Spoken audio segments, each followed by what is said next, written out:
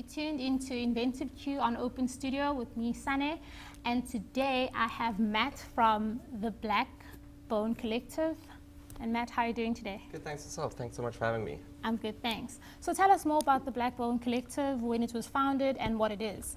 The Black Bone Collective was founded pretty recently, so about like a month or two ago we kind of started the concept, and it's a space that I wanted to create because as a young artist, when I was creating art and trying to find my way in the industry, I didn't really have a place to be, and I didn't have friends in the industry necessarily.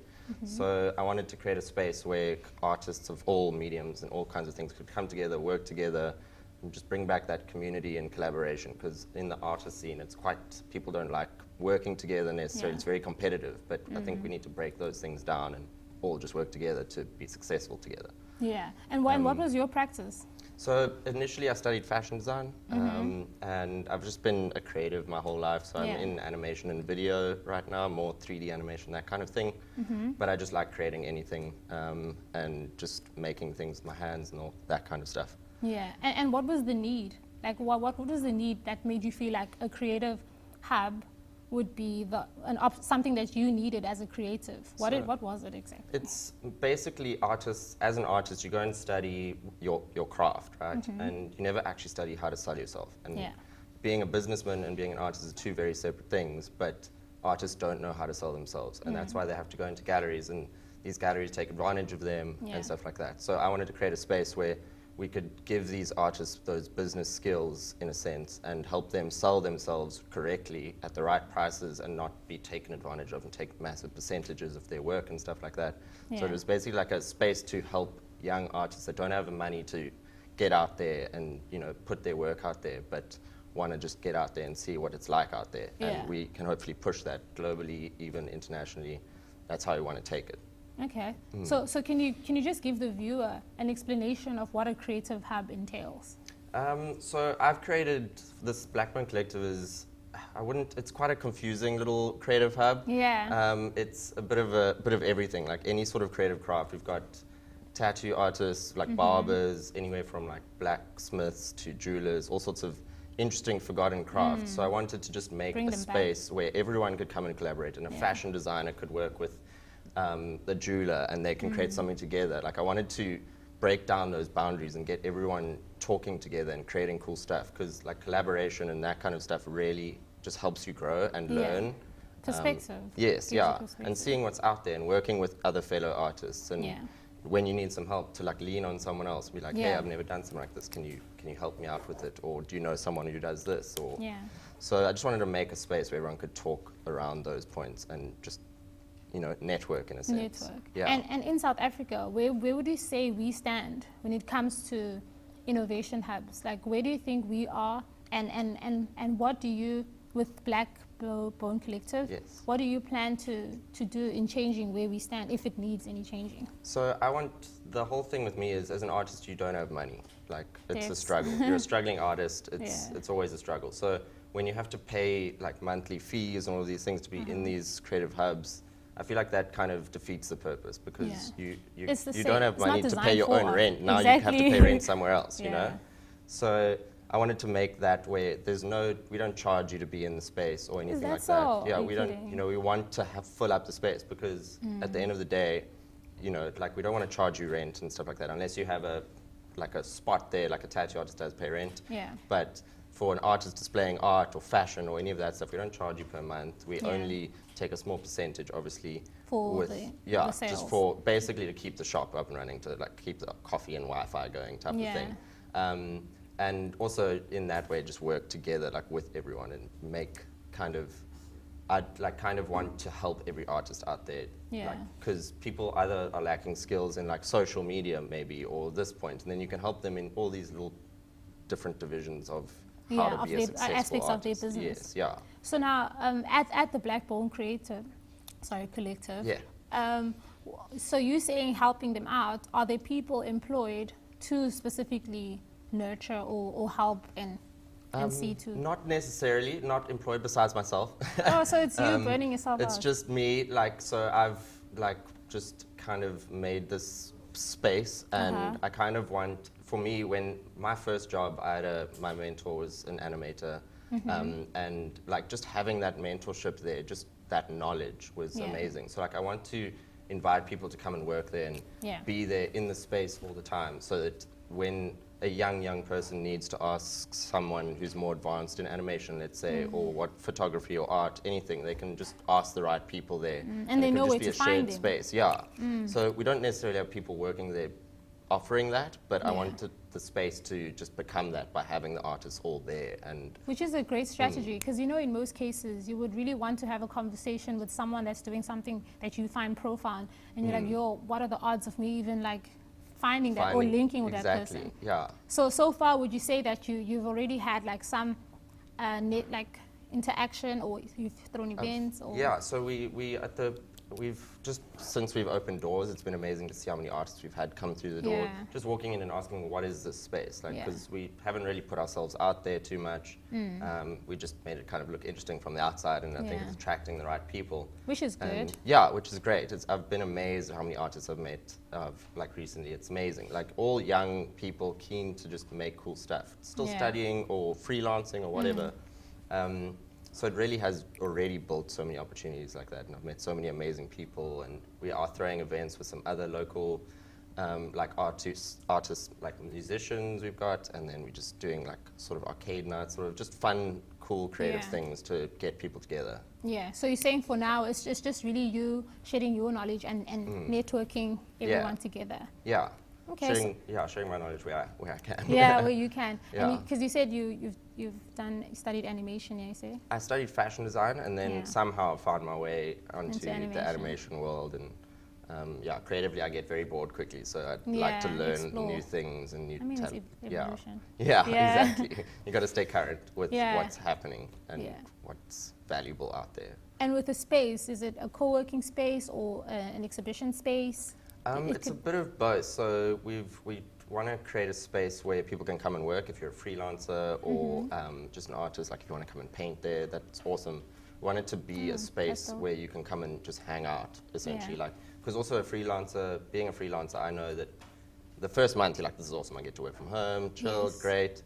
And then you kind of are imprisoned by your bedroom, and you're like, oh, I need to get out. There's not much to feed off. Yes, exactly. So it's so nice being in a space with other creative people and stuff like that, or just out of your space. 100. And it like almost motivated me a lot more. I would go to coffee shops and motivate myself by just getting out the house. So now you created that space. Yes, exactly. And also just created it completely for people to just come and hang out, have a nice cup of coffee and chill and do your work, and hopefully meet people along the way.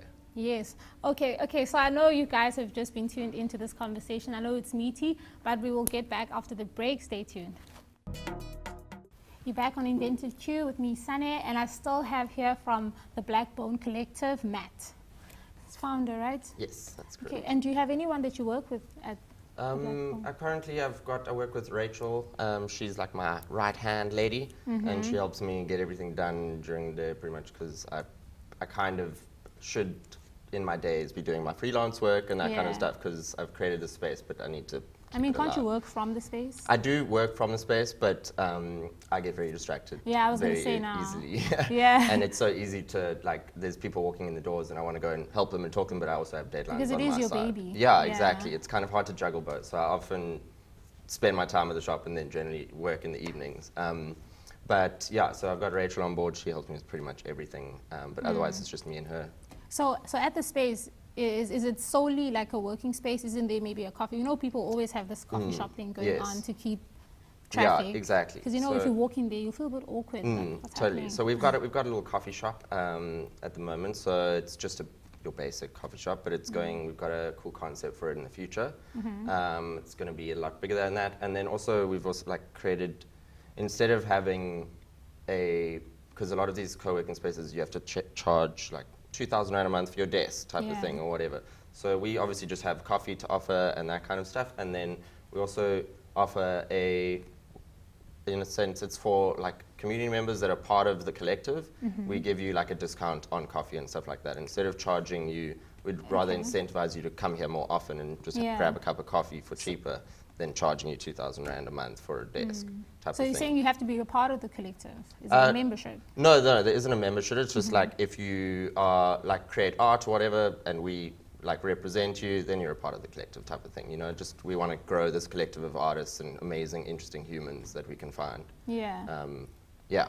So within the space, like what type of events can be thrown, or have you thrown already? So we haven't thrown anything yet. We're actually throwing our first event on Friday the 13th this month, which is like a little arcade night back to like 80s. It's like vinyl DJs and like slush puppies and popcorn and hot dogs type of thing. So we just like want to make it a very cool space to, it's quite modular in a sense. We can move everything around and take it out and completely empty the shop for an event type of thing. Which makes so much sense for a creative space. It should be like a multi-use space. Yeah. So that's kind of how we're creating. And then we've got another event on the 20th with Alana Joy, and she's going to be performing there. And we've got the cooking kitchen involved. So they do basically this little tiny desk concert, little cooking session in our little shop that we're going to have. And yeah, so we just, any sort of events, we've been approached by comedians. We also want to potentially have a little comedy show there, and just anything that we can create and create a little bit of awareness around, and you know, show people what's happening creatively. Yeah, and I think it's a very great initiative, because it's like the most inclusive initiative by far. Yeah. Especially for like spaces. Yes. Here in Cape Town. So when someone wants to throw an event, maybe at your space, or not necessarily an event, but propose like a new concept, is there a calendar they need to consider? What are what's the accessibility? So we are very accessible, especially right now. We're still very new, so we're just looking for all of the people out there to come and help us create this amazing space. And if you've got an event that you want to hold there, we can probably make it happen. We just literally were like, cool, if you want to make it happen, let's see what we can do to make it happen, and you know, just have some fun with it at the end of the day. And you mentioned that there's not a set fee, but there's a database. Are you collecting a database of artists through this? Yes, and at the same time, so we're collecting like a database of artists to, first of all, just push their work and sell their work through the shop. And then also we've had a lot of people come in and look at things and be like, wow, I love this, but I would like to do it differently. Like these custom jackets that we do.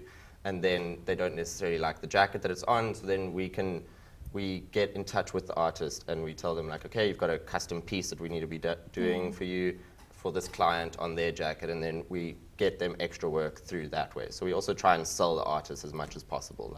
Which is great, is great. And speak to us about the custom jackets. So it's a brand called Raven Artwear, who we represent at the collective, and Jacob owns it, and he basically finds all these reclaimed leather jackets, and none of it is giving to the new leather industry and all of that. And he finds artists to collaborate with and gives them these jackets as a blank canvas, and then they just go and create whatever they like on it, freedom, they can do whatever. They're young artists, not necessarily experienced or whatever, and then they just draw and do whatever, and then Jacob finishes it and makes sure it doesn't ever come off pretty much. He's got a special technique, and then he sells it and splits it with the artist, and to try and like create a little bit of awareness around their brand and stuff like that.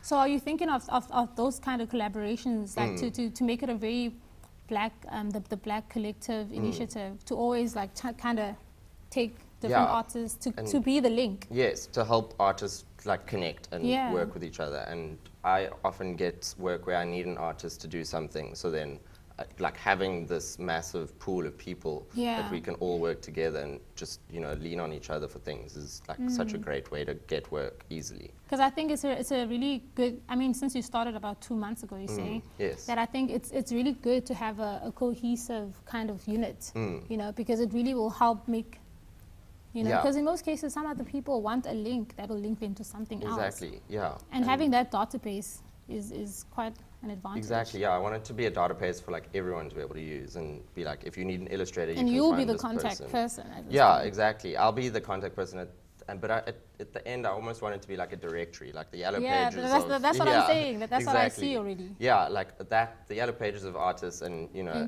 just creative, cool stuff, and that people doing interesting, especially like forgotten crafts that people don't do anymore, like blacksmiths making crazy cutthroat razor blades, custom, and that's the beautiful thing, people design still want things. those type things. Yeah, and mass production has killed all of that stuff. Like, you know, you can buy a Gillette razor and throw it away every day, or you could get a really beautiful cutthroat razor blade and have one for life type of thing. So that's kind of what I also want to help. So the Black Collective is really in the works of becoming this directory.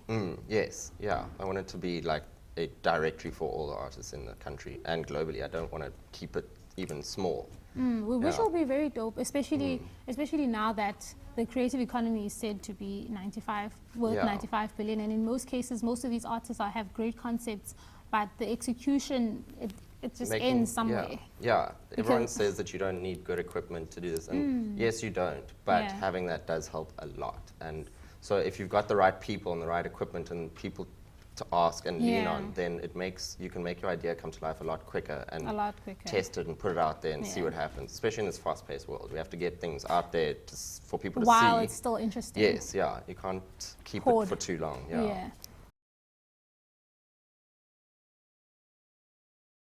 Stay tuned. You're back on Inventive Cue with Sunny, and today I still have Matt from the Black Bone Collective.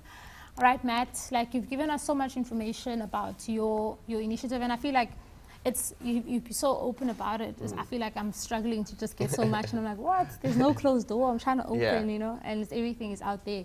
And I like that you are giving yourself out there to mentor aspiring creative entrepreneurs, and I mean, the drive is clearly from your personal experience as well. So just speaking on that, your journey, you mentioned that your animation, is it your animation tutor or? Yeah, he was our creative director. So you mentioned how he mentored you. Yes. So would you say that the mentorship that one can get at a creative hub, would you say that it would work much better for a creative than them having a mentor from who's a business owner, like who's a busy business owner? Like which one would be better? I think both would be useful. I think from my perspective, I've got the one man, you're just trying to make a living doing what you love type of thing, and as an artist, it's hard to do that because you're not a businessman. And as an artist, you should almost study a BCom rather than your art thing, because you're good at art. That's what that's what I've actually come to know and realize. Like I think it's strange. Like, I mean, I studied fashion design. If I could go back now, business probably would have been more useful. Was there no business in fashion design? There was, but I went the creative route. So there were two ways at Liceoff. You could either do design side, or you could do like the more business side, which is like trend forecasting and merchandising and stuff like that. So I wanted to just make the fashion and stuff like that. So there was that side to it. I just didn't really learn it, and also know the worth of that, of how important. Yes, exactly. I was like, I've got all the cool ideas. I'll be fine out there, but I don't know how to get it out there. So I think from the bigger businessmen that could give a bit of mentorship, it's also useful. That, I mean, they've got a whole world of different sort of encounters that they've had to deal with. I think, but that's why I like the collective, like I don't think there's one person that you can get all of your information from. And the more people you meet and the more entrepreneurs you meet and see how they failed in certain sections and how they succeeded in certain sections, those are the types of things that are going to help. And mentorship, I definitely think, is just a massive thing. Like for me, I learned so much more through mentorship. And the mentorship was only like a couple of months, and I felt like I got a world's worth of information out of that I would never have gotten through studying. And I mean, you've perceived it your own way and made it even more. Exactly, and keep on growing on that. And also, mentorship can even, it's a helpful way for you to stay motivated also, and get someone who knows what they're doing to be like, you're doing a good job, you're on the right track. This is like where I sort of started out. And do you sort of bring those people that you think can influence upcoming entrepreneurs? Do you let them come through to the? So I'm like, I just want everyone to come and hang out there. Like, I just want it to be. Them? Every time I meet a new artist or a student or anything, I'm like, come and work here if you need to. Like after college, this can be a place where you come and do like any sort of extra work that you have to do or whatever. I just want to make it like a hub for people to come and actually be around each other and create those conversations between each other. And do you encourage the formal conversations now? Say like an event where there is a conversation and a panel. Have you contemplated that? We haven't done it yet, but we do want to do some more stuff focused. At the moment, our events are just more around music and that kind of stuff, and we want to create some more events around art and do some actual potentially exhibits or auctions and that kind of things. or talks between people, and just get some insight from other people and what they do and what their industry is doing in South Africa, because we have such a niche little market here. For every industry, it's completely different to how people address it overseas and stuff like that, and that's where you normally get most of your knowledge from, because there's a ton of information coming globally, but we need to understand our market correctly and how to work it properly. And are you still in that process now of understanding our market? Yeah, I'm still, this is my first business. I'm by no means a businessman. I'm kind of just shooting around in the dark here, trying to find out where I'm going. But I think that's all part of the process, and that's why I want people to be a part of it, because I'm learning right now. And I think I was about to say even that I think it's always smart when you're starting with something that it's good to have people just backing, because then you won't just have this thing on your own and you're just like looking around. It's hard to do things by yourself. Like it's intimidating when you've got a massive list of things to do, and like it's that responsibility that comes with that big idea you have. Yeah, and when you can see other people that are also stressing and they've got a ton of things on their plate, you're like, hey, I can help you with that, and they're like, oh, let me share the load. Exactly, and also make things be like, oh no, you don't have to do all of these things because you can do this. And so it is that knowledge that really does help you, and also just having people around to be able to keep you going.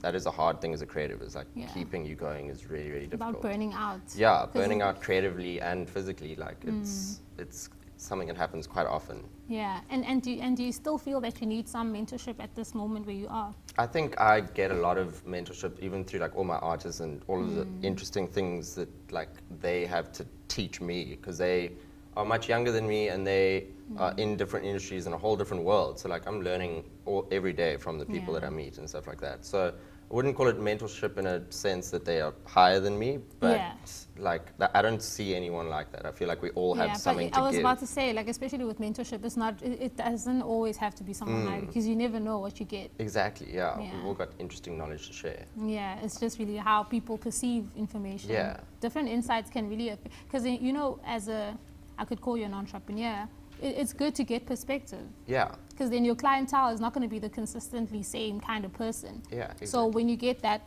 wider range from different people, it really does help your reasoning and your mindset. Yeah, exactly. No, it's definitely helps having a big market to talk to and a lot of people to share your ideas with. And also validate your ideas with, because as a creative, you often doubt yourself. I mean, I always doubt myself. All the time, yeah. Like I never think what I'm doing is good enough. So it's nice to have someone. Yeah, exactly. Yeah. It's nice to have someone there to be like that's amazing what you're doing. Yeah. And like artists don't get told that enough. And I mean, we only get to see a reflection of ourselves in mirrors. We never get to see ourselves. Exactly. So it would make sense. Yeah. So tell us more about just tell us about the upcoming events and where we can find the Blackbone Collective. So we are located on Albert Road in Woodstock, just by the Biscuit Mall, 353 Albert Road. 353 Albert Road. Yeah, 353, and it's a big black building. It's a little black castle. And